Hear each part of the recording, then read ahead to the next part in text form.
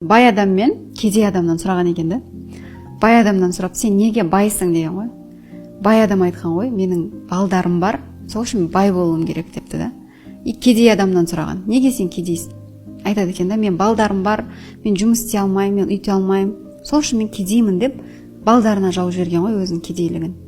Яғни осы жерде де түсінуге болады да, уже бала деген ол сіздің бір кедейлікке әкелетін инструмент емес. Жалпы адамдар қазір көп солай ойлайды да, қалай асыраймын оны, ойбай деп.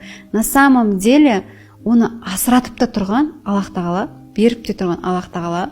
Егер Аллах тағала қаласа, сізде мүлде бала болмасын, Аллах тағала қаласа сізге даже денсаулық бермей, сіз өзіңізді өзіңіз асырай алмай қалатын едіңіз. Бірақ сол балдардың несібесіне сізге денсаулық беріп тұр, күш қуат беріп тұр, ақша беріп тұр.